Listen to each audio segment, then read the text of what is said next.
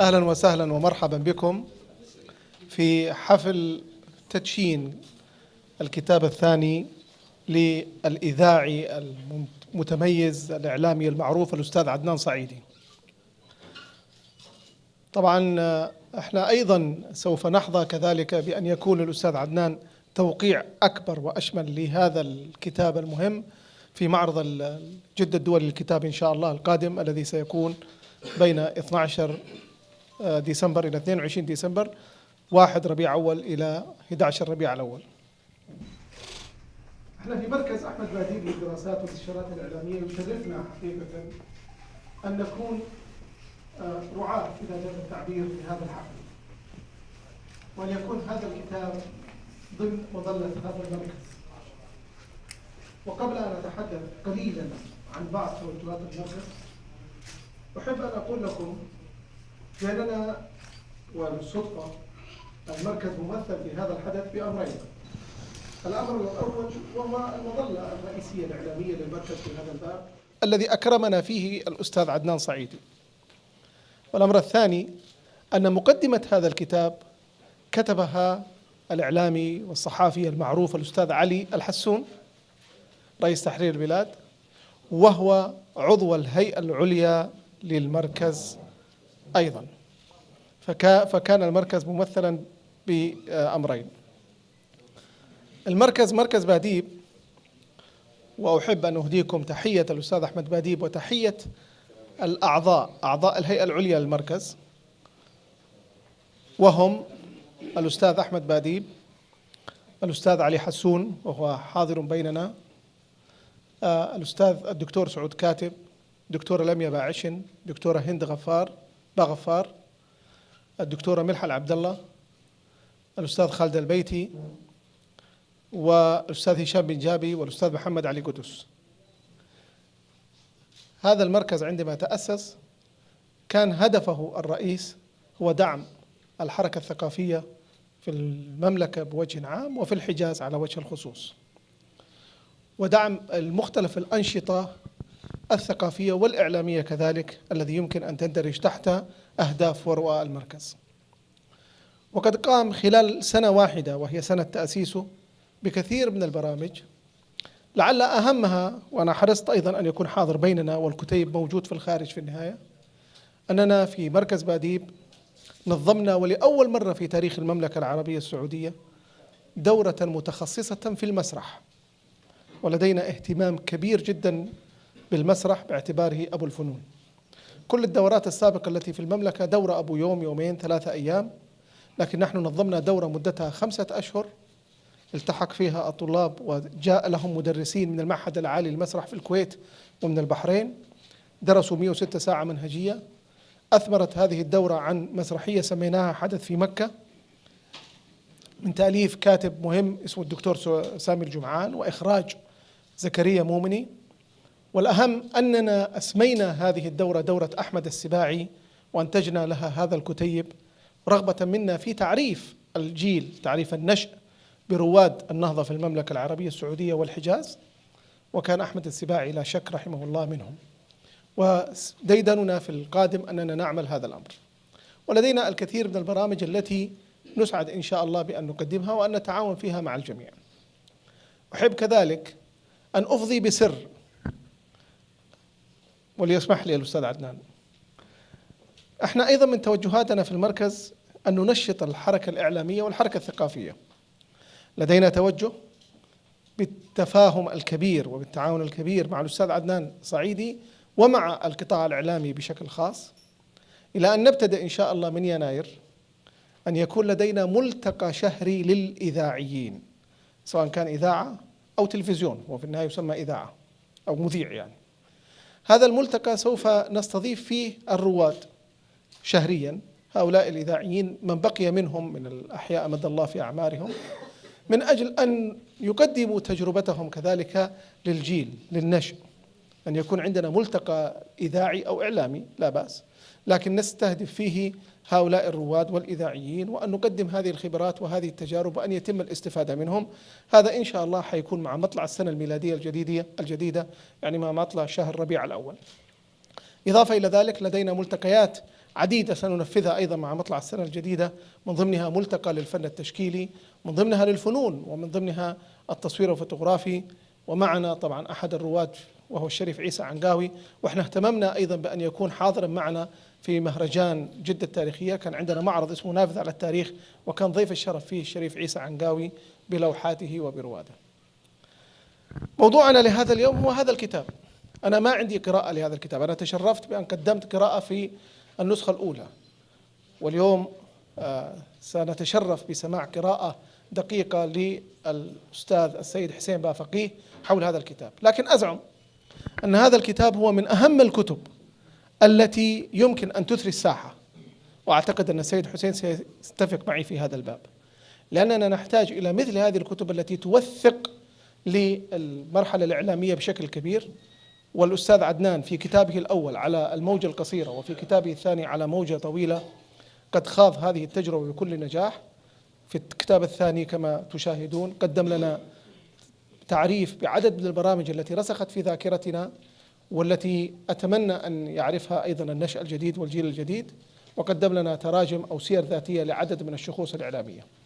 ليس لدي ما أقول إلا أن أتقدم له باسم المركز الشكر الجزيل، وأستسمحه أننا في المركز كذلك قد نرغب أن يكرمنا أننا نشتري منه مجموعة من النسخ، يعني قدرها 50 نسخة، فإن شاء الله أنه يوافق على ذلك ونشتريها له.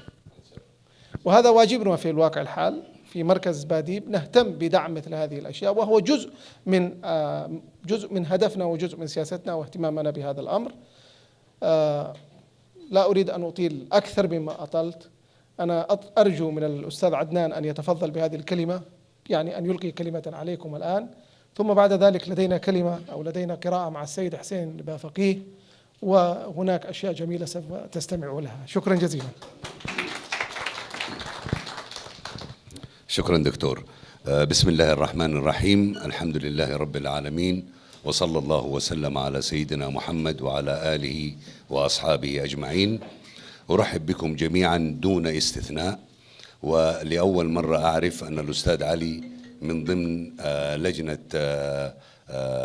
مركز باديب للدراسات. شكرا جزيلا لهذا المكتب وللدكتور على وجه الخصوص الذي قدم لي الدعوة بأن يتبنى فكرة توقيع الكتاب، وهذا أسعدني كثيرا، أولا للعلاقة الشخصية التي بيني وبين الدكتور، وثانيا لإيماني وقناعتي بدور المؤسسة المدنية التي يجب أن تقوم بدورها في مثل رعاية أو الاهتمام بمثل هذه الأعمال الثقافية. كنت أتمنى بصدق، ولا أدري ما هو السبب أو المانع في حضور بعض الشخصيات الذين كتبت عنهم، لكن حضر الأستاذ عبد الرزاق نوري، وهو من الشخصيات الذين تناولت سيرتهم في الكتاب. وعبد الرزاق نوري هو الذي قام بعمل المكساج للسلام الملكي عندما أعاد توزيع الفنان سراج عمر، وكتب كلماته الأستاذ إبراهيم خفاجي، واستمر في هذا الموضوع ما يقرب من عام وهو يعمل العمل الفني لهذا النشيد، وهو يعتز بذلك. أتشرفت بأني أهديت الكتاب لأول صوت إذاعي، وهو السيد هاشم يوسف زواوي. وعدني الدكتور طريف ابنه أنه يحضر، مع الأسف ما حضر. بعض الشخصيات يعني نعذرها لأحوالها الشخصية، وبالتالي أتمنى أنه ألقاهم إن شاء الله في مناسبة أخرى. لماذا اخترت الأستاذ علي حسون ليكتب مقدمة الكتاب؟ لم أختره لأنه كاتب ولا للصداقة التي بيننا، لكن الأستاذ علي حسون من المستمعين الجيدين جدا أو الممتازين للإذاعة. حتى اللحظة يتصل علي يكون سمع حاجة في إذاعة جدة أو في إذاعة الرياض، وبالتالي يسألني عنها أو يعني نتحدث حولها. حتى يعني حدث موقف مرة إنه نازلين الاثنين من كل واحد في سيارته من ذهبان بعد عشوة سمك، وبعدين أنا أسمع لقاء غريب مع كامل الشناوي وصوت رقيق جدا لكن ما هو مذيعة، واتصلت عليه أسمع صوت العرب، سمع صوت عارف هذه المذيعة؟ أنا ما أعرف، يعني ما مرت علي. فوجئنا في نهاية اللقاء إنه هو نجاة الصغيرة هي اللي بتعمل اللقاء مع كامل الشناوي. يعني طبعا حاجة كانت قاسية جدا على كامل الشناوي. جدا نعم. لا أريد طبعا أن أتحدث عن الكتاب، لكن أنا طلبت من الأستاذ علي أن يكتب المقدمة، وخيرته أيضا.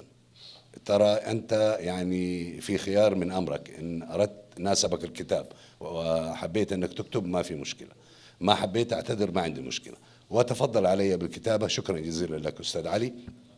نفس الكلام حدث مع الأستاذ حسين بافقي الذي سوف يقدم قراءة نقدية لهذا الكتاب.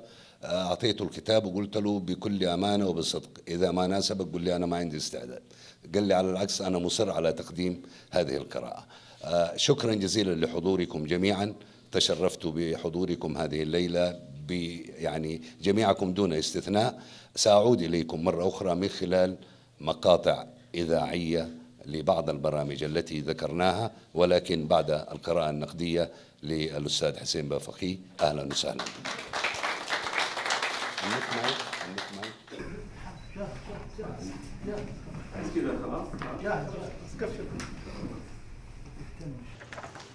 بسم الله الرحمن الرحيم.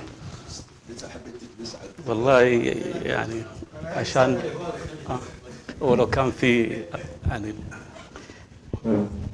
بسم الله الرحمن الرحيم. الحمد لله والصلاة والسلام على سيدنا محمد وعلى آله وصحبه أجمعين.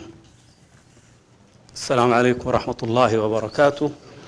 أنا سعيد كل السعادة أن أكون بين صفوة من الإعلاميين والمذيعين والمثقفين في تقليد أتمنى أن نرسخه في حياتنا الثقافية في بلادنا وفي جدة، وأتمنى أن يتبنى مركز باديب مثل هذه التقاليد، أن نوقع كتابا أو أن نحتفل بكتاب.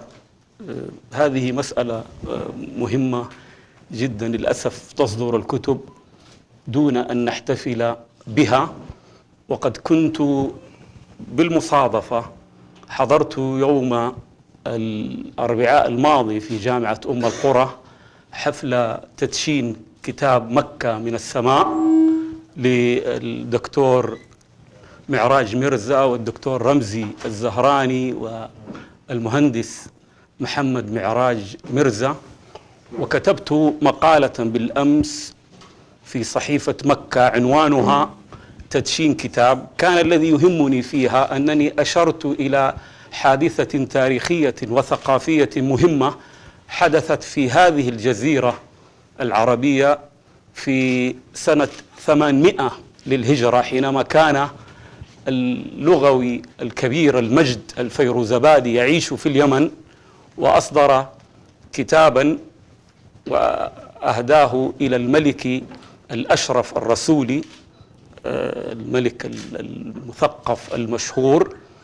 فأصر الملك الأشرف أن يخرج المجد الفيروزبادي من بيته مزفوفا، ويحمل 3 رجال كتابه ذا 3 المجلدات يحيط به القضاة والشعراء والفقهاء، وتقرع الطبول من بيت المجد الفيروزبادي إلى بلاط الملك الأشرف الرسولي. فهذا تقليد عربي يسبقه كذلك في تراثنا الأدبي، أن العرب في الجاهلية كان إذا نبغ فيهم شاعر تفد القبائل من كل صوب من هذه الجزيرة إلى القبيلة لكي تهنئها بنبوغ هذا الشاعر. فنحن جئنا الليلة أستاذ عدنان لكي نبارك لك هذا الكتاب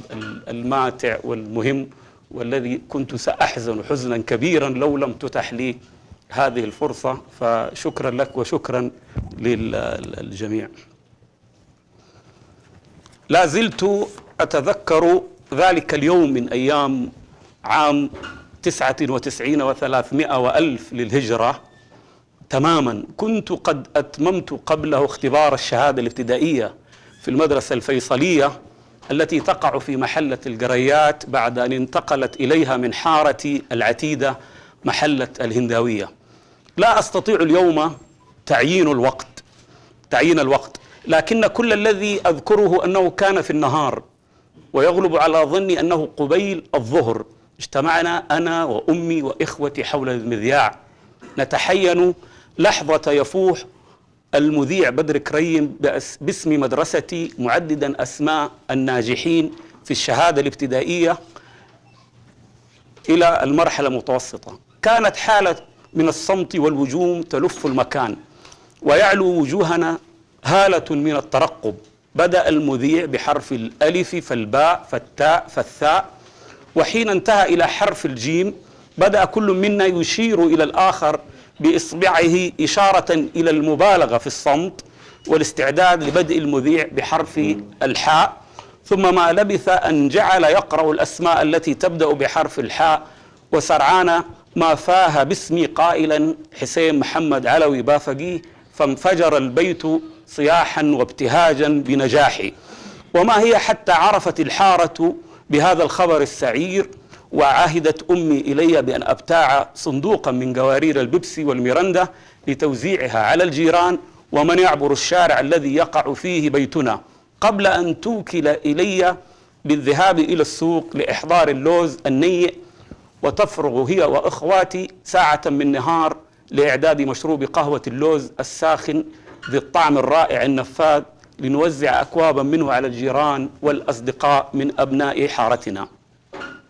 وأذكر أنني حينما التقيت الإعلامي الكبير عبد الكريم الخطيب ليلة تكريمه في ثنيانية الشيخ عبد المقصود خوجة، كنت كمن استرد شيئا من عمره، وجعلت في تلك الليلة أصغي إلى صوته الإذاعي المميز.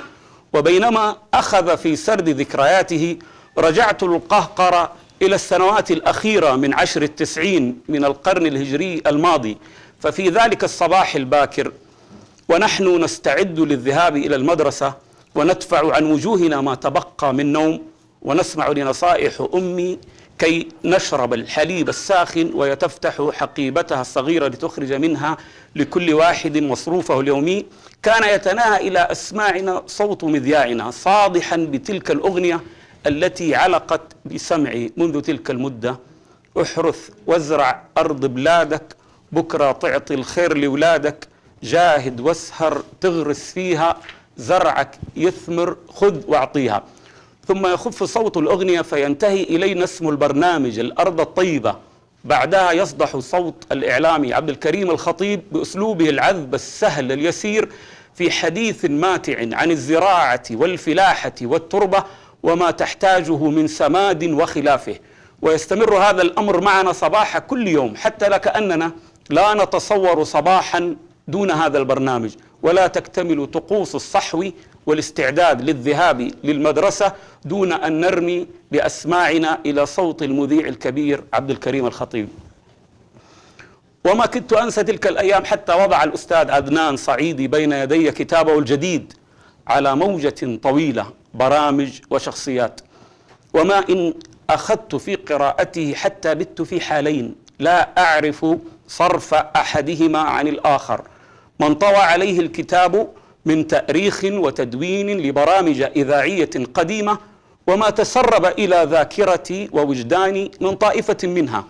وألفيتني أقرأ كلام عدنان صعيدي وهو جميل مؤثر ماتع، وأغوص في ذاكرتي معه لأستذكر ملامح تلك السنوات التي كان المذياع يحتل موقعه في بيتنا، ولم يستطع التلفاز في زمن الأبيض والأسود ولا الملون أن يصرفنا عنه، فألفنا أصوات المذيعين والمذيعات وأسماء المعدين والمخرجين ومهندسي الصوت، وبات مألوفا في ذاكرتي وذاكرة كل من انتمى إلى الجيل الذي أنتمي إليه. أسماء عبد الله راجح وسعيد الهندي وأحمد كتامي وعبد الرزاق النوري وعلي قلص الغامدي وشيرين شحاتة ونجوى مؤمنة وماما سعاد والشريف العرضاوي، فهم أقرب إلينا لأنهم معنا طوال الوقت ما دامت أصواتهم وأسماؤهم تصل إلينا من خلف إبرة المذياع. لا أعرف كيف ستستقبل الأجيال الجديدة، تلك الأجيال التي لم تنشأ على المذياع ولم تعرف برامجه كما عرفناها، لا أعرف كيف ستستقبل كتاب عدنان صعيدي. لكنني أقول دون أن يكون في كلامي ضرب من غلو إن عدنان صعيدي أثار بكتابه هذا ما اختبأ في مطاوي الذاكرة، وأعادها جذعة قوية فتية، واستجلب إلينا قدرا من الحنين والفرح والحزن. الحنين إلى أيام مضت، والفرح بذاكرة حية، والحزن على عمر مضى. لكنه في الحنين والفرح والحزن قد أحسن إلينا كما أحسن إلى تاريخ الإعلام في بلادنا. استرددنا بكتابه جانبا حبيبا من حياة كل واحد أدرك ذلك العصر، ومنح ثقافتنا وإعلامنا كتابا فيه من تاريخ الإذاعة السعودية ما لا يعلمه إلا من عاصرها وعمل فيها. وهذا ما اتسم به عدنان صعيدي في رحلته الطويلة خلف المذياع. ما الذي قدمه عدنان صعيدي في كتابه هذا؟ فيظفر فيه مؤرخ الإعلام والإذاعة خاصة بتأريخ دونه مؤرخ معاصر، وقف على الحدث بنفسه، بل وضرب بسهم وافر في صناعته، وذلك هو المؤلف عدنان صعيدي.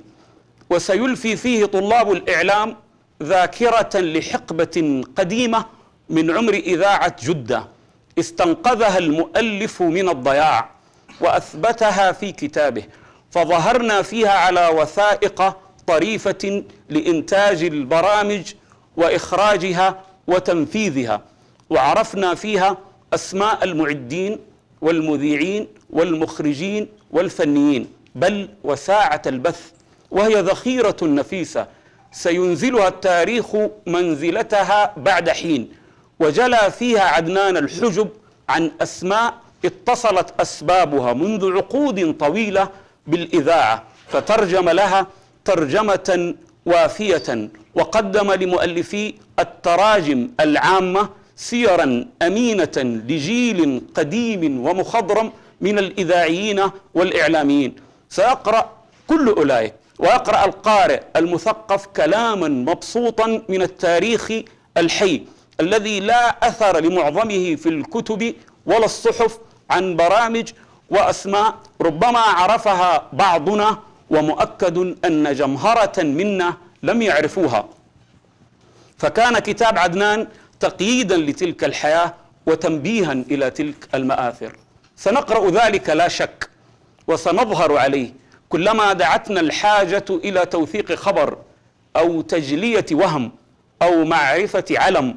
ولا يعتريني شك في أن كتاب عدنان هذا وكتابه الذي سبقه في الصدور على الموجة القصيرة سيغدوان مرجعين مهمين يفزع إليهما مؤرخو الإذاعة السعودية وطلبة الإعلام، وسيرى فيه أساتذة في أقسام الإعلام في جامعاتنا ما يرفع كليهما ليصبح كتابين مقررين على الطلاب يسترشدانهما فيما انبهم عليهم من تاريخ الإذاعة السعودية ورجالها ونسائها، ويكتشفون فيهما كيف استكان ما كان صوتا أثيريا على الورق ليصبح جزءا من تراثنا الثقافي.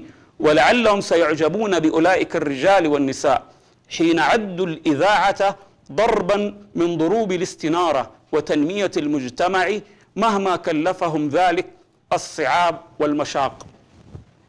كل ذلك وارد، وكل ذلك حقيق بأن يحتله الكتابان، وبخاصة كتاب على موجة طويلة، فهما كتابان يدلان على مقدار ما عرفه عدنان وعاشه، وكان هو بحق المؤرخ المؤتمن عليه والمنوط به نقل ذلك التاريخ إلى الأجيال، فكان ذلك الكتابان. وعلى أنني أجد في هذا الضرب من الكتب لذة ومتاعا، وعلى أنني أحب من الكتب ما يميل إلى التأريخ والتدوين نقيد بها حقبا من تاريخنا ومعالم من حياتنا، فإن ما شدني إلى هذا الكتاب أمر آخر لا صلة له بالتاريخ ولا التوثيق ولا التدوين، وإن استجمعها وانطوى عليها وأنهاها إلى قارئه واضحة بينة لا يكتنفها غموض. كنت كلما مضيت في الكتاب أمسك بأثر ظاهر من عدنان صعيدي، أكاد أسمع صوته من خلف الكلمات المكتوبة، وكنت أستطيع تتبع أثره كلما تقدمت في فصوله، واستبان لي أنني أقرأ في فصوله وفقراته ومقاطعه حياة عدنان منذ كان طفلا تبعثه الأمنيات على أن يكون مذيعا، إلى أن التف حول أسماء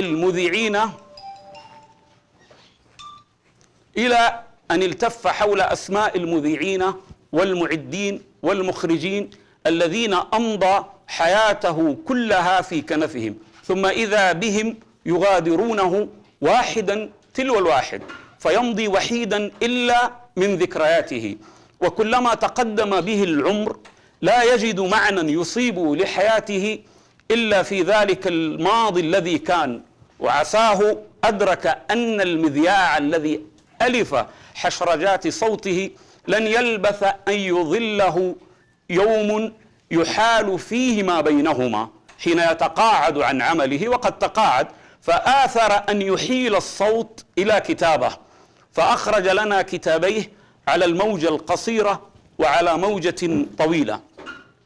مكث عدنان دهرا طويلا يسمع الناس صوته، يروي لهم الخبر حين يصبح ويناجيهم حين يمسي، وآن اليوم بعد أن فطم عن المذياع أن يقرئهم ما يكتبه، ولعله استوفى كل ما أتاحه له الصوت، وآمن أخيرا أن جاء أوان الكتابة، وحين كتب وجد نفسه كرة أخرى ولا شغل له إلا الكتابة عن الصوت، بل إن للصوت سطوة عليه، تلك السطوة التي نلفيها في عنواني كتابيه المستمدين من اصطلاح المشتغلين بالإذاعة.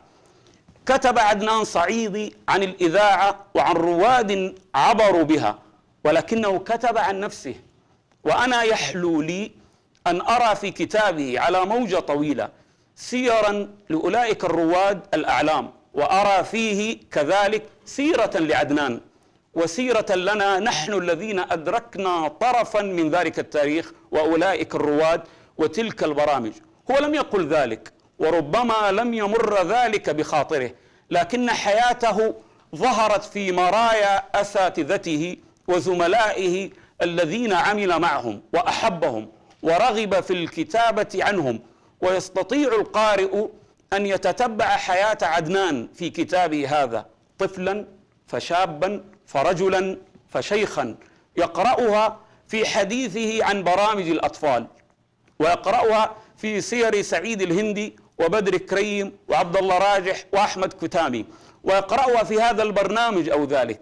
وكأن عدنان خشي على ذلك التاريخ العفاء والاندثار، خشيته على حياته هو ونفسه هو، فاطرح الصوت وانبرى للكتابة. والذي أؤمن به أن عدنان في مرحلتيه، مرحلة الصوت ومرحلة الكتابة، تحقق له النجاح. نجح حين لم يعرف الناس منه إلا صوته القادم إليه من وراء الأثير، ترفضه لغة سمحة متينة لا ضعف فيها ولا التواء.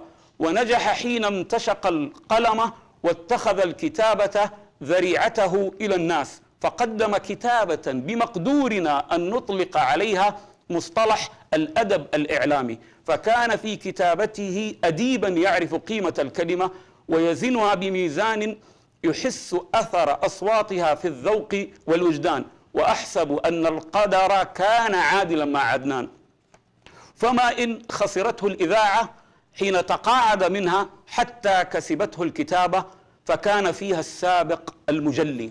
يا عدنان، أنا عددت كتابك هذا كتابا في السيرة، واعلم أيها الصديق أنك لم تكتب فيه سيرتك وحدك، ولكنك كتبت فيه سيرتي وسيرة كل من أدرك ذلك العهد الذي أدركته أنت وأدركته أنا. فألفى في كتابك الحنين والفرح والحزن، الحنين إلى أيام مضت، والفرح بذاكرة حية، والحزن على عمر مضى. والسلام عليكم ورحمة الله وبركاته.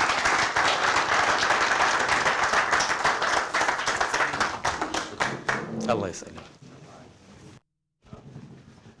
شكرا جزيلا أستاذ حسين. ربما يعني أفاض علي بأشياء كثيرة ليست فيه، لكن هذا يعني من أخلاقه ومن نبله. حتى نعيش مع هذا الكتاب وهو بين يديكم إن شاء الله، أو سيكون بين يديكم، كان لابد أني أستعين ببعض المسامع الإذاعية للبرامج التي اخترتها. أنا اخترت، هو في العادة أي مادة سواء كانت أغنية، قرآن، حديث، نحن بنسميه مادة إذاعية ثم تصنف. وبالتالي اخترت أنا 7 مواد إذاعية شعرت أنها من أشهر المواد أو البرامج الإذاعية في فترة قبل 1980، واستعرضتها بشكل عملي سماعا وتعايشت معها. لم أكتفي فقط بأني أنا كنت أسمعها من أول، لكن حتى أيضا سمعتها. وأيضا الجزء الثاني من الكتاب كان فيه عن الشخصيات. من هذه البرامج أبدأ ببرنامج الأرض الطيبة الذي أشار إليه الأستاذ حسين بافقيه، وسوف يقوم بهذه العملية الفنية أخي الزميل رويشد الصحفي. المملكة العربية السعودية.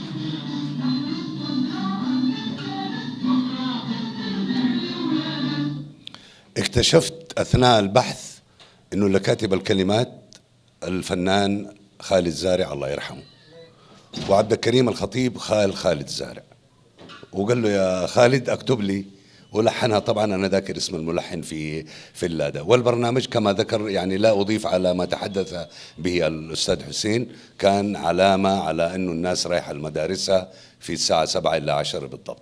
ننتقل الى برنامج من اهم البرامج التي اثرت ليس في جيلي بل من هم اكبر مني، وبالذات في بعض انشوداته. برنامج الأطفال لبابا عباس. ملاحظة حقولها بعد ما نسمع جزء المقدمة.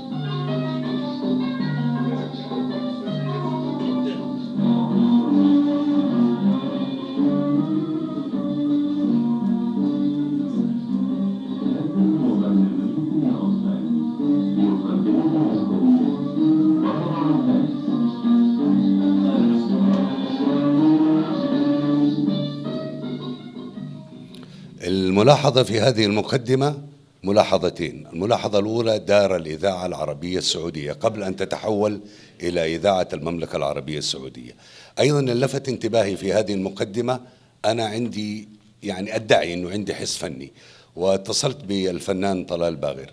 اللي بيعزف هو حمزة مغربي، هذا قانون حمزة مغربي، دائما كان صوت قانونه عالي.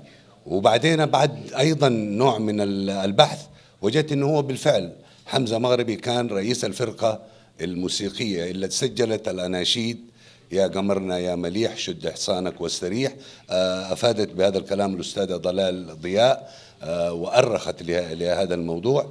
وأيضا أعتقد أنشودة يمكن لكن لا أعتقد أنا بدي أصير طيار، لا. فعلى كل حال المقدمة للبرنامج أفادتني بأني أنا اكتشفت أنه عمل المقدمة الموسيقية هو حمزة مغربي. وأيضا كان البرنامج يذاع في الفترة اللي يطلق عليها أو شعارها دار الإذاعة العربية السعودية في السبعينات، في منتصف السبعينات. وكان لما بدأت الإذاعة كمان الهجرية، ولما بدأت الإذاعة أساسا بدأت بالإذاعة اللاسلكية، أول ما بدأت الإذاعة اللاسلكية. الجزء الثاني عباس غزاوي شخصية يعني جميع الإذاعيين متفقين على اتزانه، على حسن إدارته، على أدائه. شخصية الحقيقة عندما تراها الله يرحمه لابد أن تقف لهذا الرجل وتحترمه. فوجئت في البرنامج أنه طفل مع الأطفال. نسمع. أصدقاء الصغار، صباح الخير. أول نشيد في حلقة اليوم يا أطفال نشيد المدرسة للطفل سعد الباحث.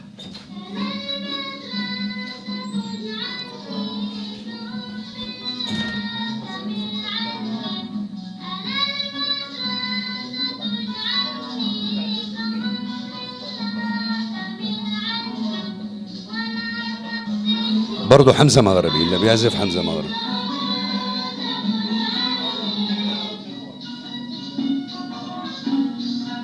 هذه الفقرة جميلة جدا.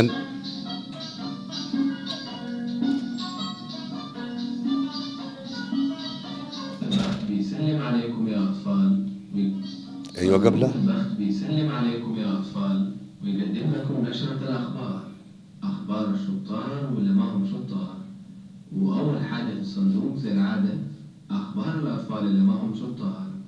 أسمعوهم وأعرفوهم طيب وهم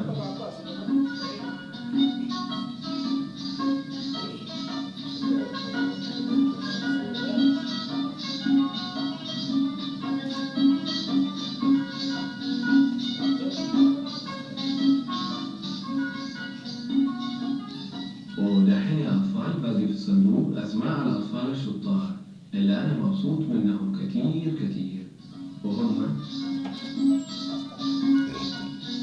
معلش نحن ناخذ كم اسم من الشطار، بلاش اللي مو شطار.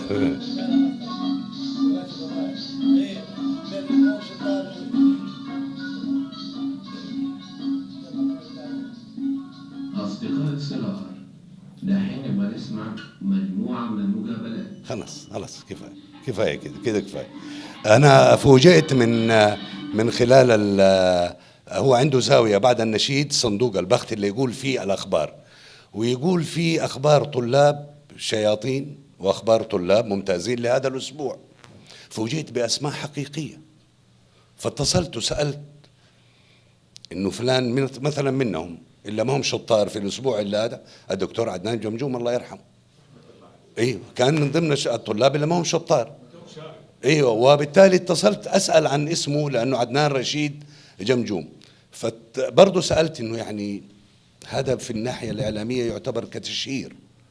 فبعدين قالوا لي لا، هو نفس طريقه بابا شارو اللي كان بيعملها في مصر، كان عباس غزاوي ايضا بيعملها، وكانت بتاتي باثر جيد فعلا على الطلاب، لانهم كانوا او المستمعين الاطفال كانوا بيسمعوا. حريص انه الاسبوع الجاي يقول عباس غزاوي عنه انه هو من الشطار. هذه من الاشياء الجميله الحقيقه. والاستاذ عباس غزاوي ادار البرنامج بطريقه انا فوجئت بها، لانه فعلا كان معاهم طفل. واكبرت في هذا الرجل انه يبدا حياته بعد ما دخل الاذاعه ببرنامج للاطفال. برامج الاطفال ليست سهله على الاطلاق. نشوف البرنامج الاخر.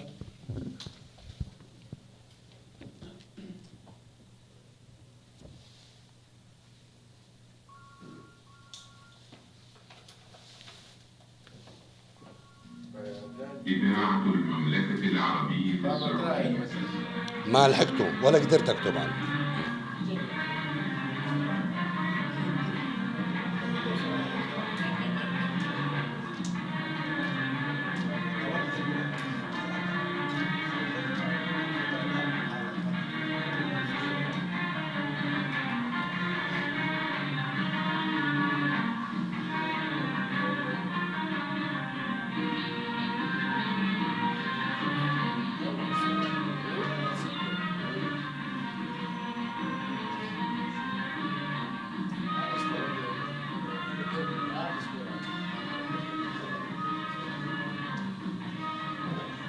في مثل هذا الموعد لكم لقاء مع هذا البرنامج.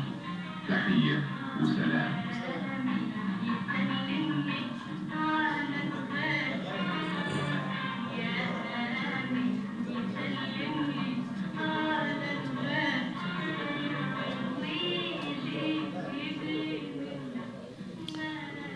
أنا تقييمي الشخصي أنه هذا البرنامج من أعظم برامج الإذاعة السعودية في تلك المرحلة، ليس من أجل الدكتور بدر كريم رحمه الله، وإنما للدور الحقيقي الذي لعبه هذا البرنامج، وخاصة عندما استمعت الحلقة.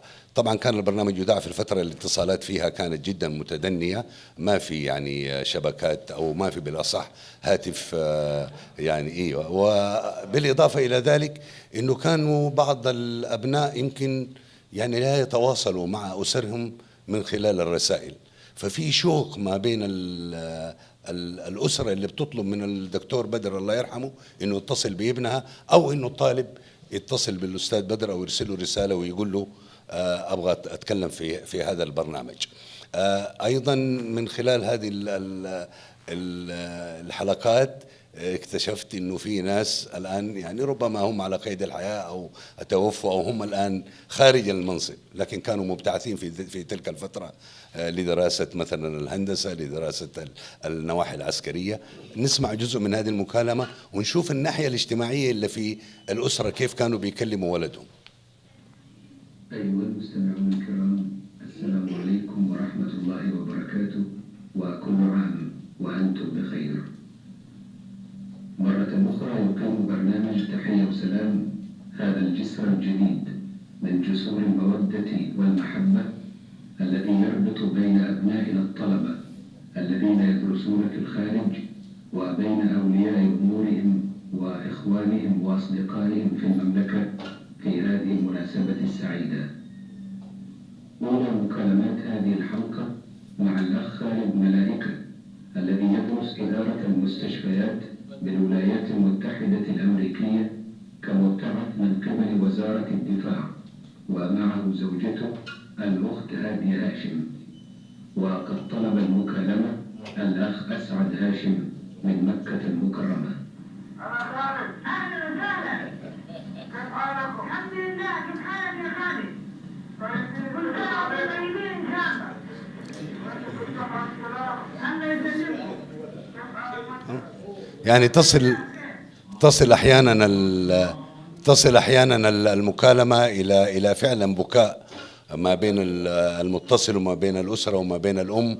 يعني كانت الحقيقة حالة كل يوم جمعة بيحضر فيها هذا البرنامج ناس بينبسطوا وناس يعني ايش بيبكوا. وهذا على كل حال انا كما قلت انا بعتقد انه هذا البرنامج من البرامج المهمه، بالاضافه الى اني لا اهمش دور المعد والمقدم الدكتور بدر كريم رحمه الله، وقد ارسلت له قبل وفاته النص الذي كتبته عن هذا البرنامج، وهم من الذين شجعوني على ان اسرع بعمل الكتاب لانه كان يعني مرحله توثيقيه جيده. نسمع البرنامج الاخر. السعودية.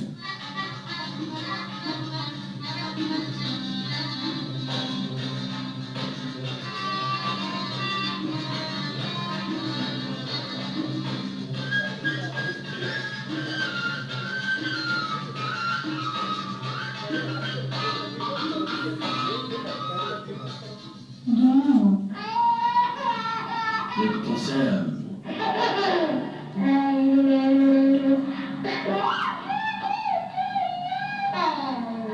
دموع وابتسام، برنامج تمثيلي يكتبه أمين سالم الرويحي ويخرجه عبد الرحمن يغني.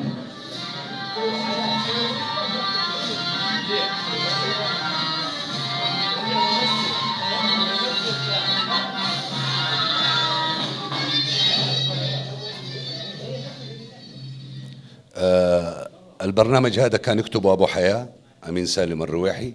أنا مع الأسف الشديد ما التقيت به شخصيا، لكن هو شخصية يعني كاتب ساخر. وهذا البرنامج الكتابة فيه حلوة ممتازة، لكن حقيقة أبطالهم الممثلين. الجزء اللي أنا سمعته تعرفت على بعض الشخصيات، منهم الأستاذ أمين قطان، الأستاذ علي بعداني. في أسماء الحقيقة ما قدرت أميزها، رغم أني أنا ممكن يعني إيش لو سألت، بس يبغالي أسأل واحد زي عبد الله راجح علشان هو مثلا يعطيني إفادة في هذا الموضوع. ننتقل إلى البرنامج الخامس.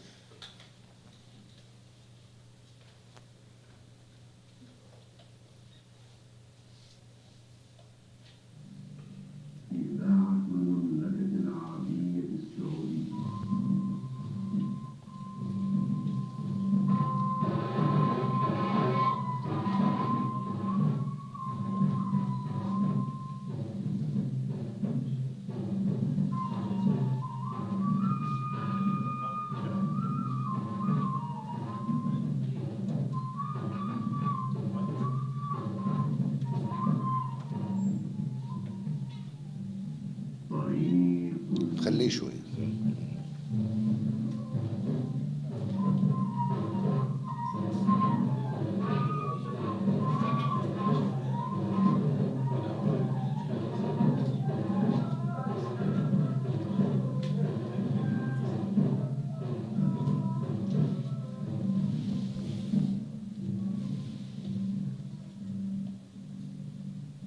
أستغفر الله العظيم الذي لا إله إلا هو الحي القيوم وأتوب إليه.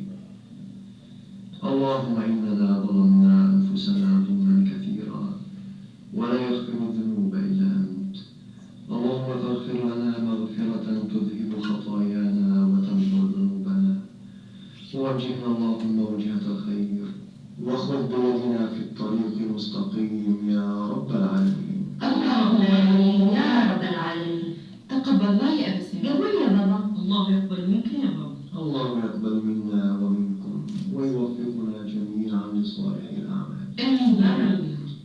إلى أين وصلنا يا علي في تفسير سورة الحديد؟ وصلنا يا بابا. نعم. وصلنا. نعم افتكر.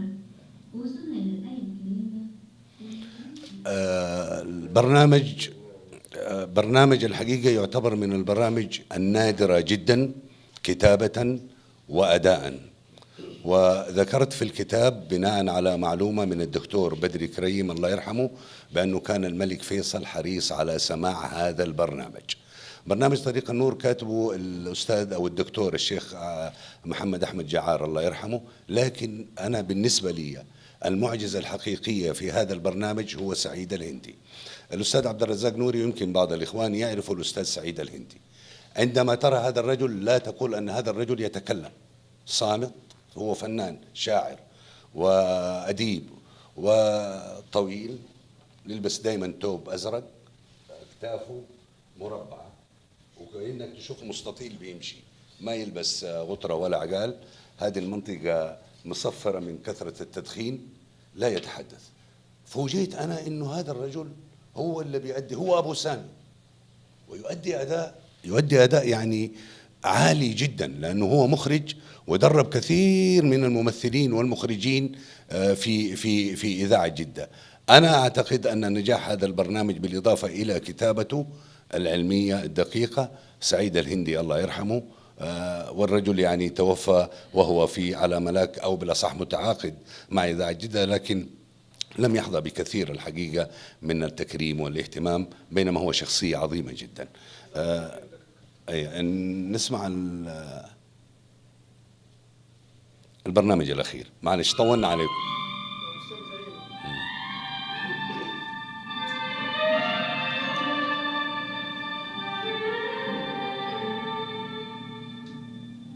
هذه مشكلتي.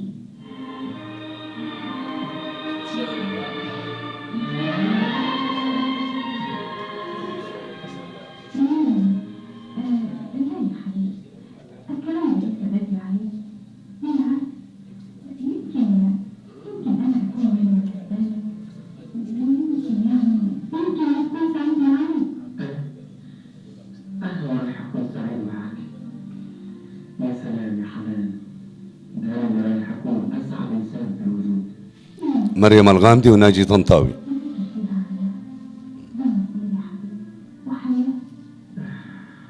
على كيفك، أخليك تفكر على مهلك، وما راح أقول لك حاجة إلا لما أنت تفكري. كده أحسن. بس أتذكر يا حنان إن العرض اللي عرضته عليكي رايح يكون عرض جاي إن شاء الله تقعدي فيه 10 سنين.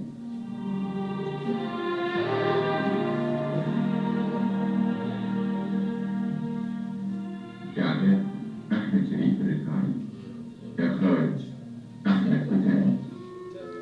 خلاص أبو بدر.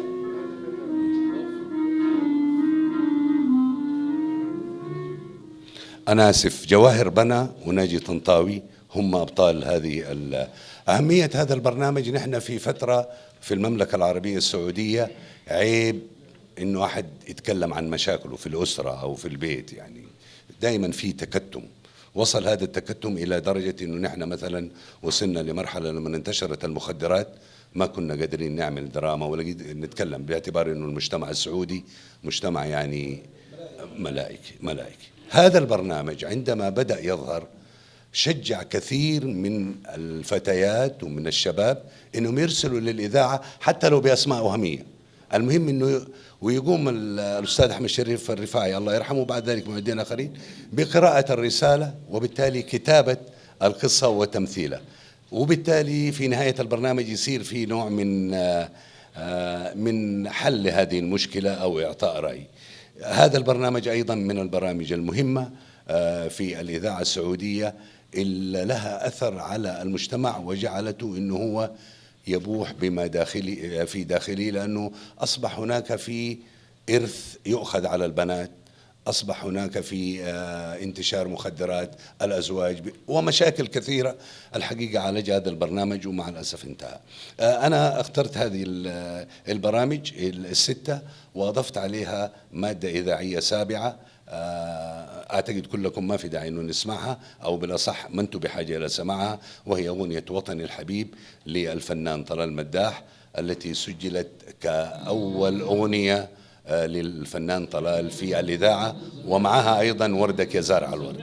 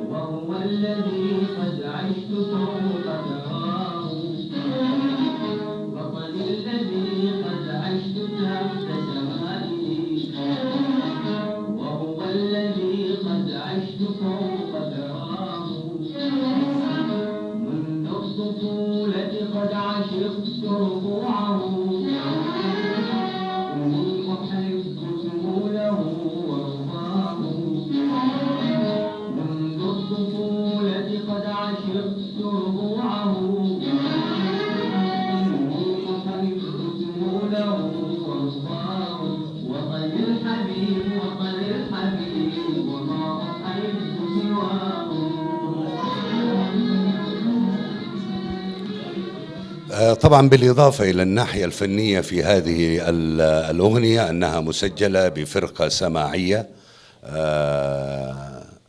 كان قائدها محمد أمين، واسمها فرقة النجوم، غير فرقة النجوم اللي عاد تكوينها أظن سامي حسانة والفنان سراج عمر. أنا أخذت هذه المعلومة من الفنان طلال باغر. المشكلة في هذه الأغنية حتى الآن من كاتب كلماتها، حسن دردير أو مصطفى بليلة. وأنا حاولت الحقيقة أن أتصل بالاثنين، لكن لم أجد، كتبت هذا في الكتاب، لم أجد عند الطرفين ما يوثق أن الأغنية. هو يستشهد مثلا حسن دردير بناس قدهم متوفوا، من ضمنهم مثلا الدكتور بدري كريم، من ضمنهم أستاذ حمام، أدباء اللي كانوا موجودين، محمد مصطفى حمام يمكن.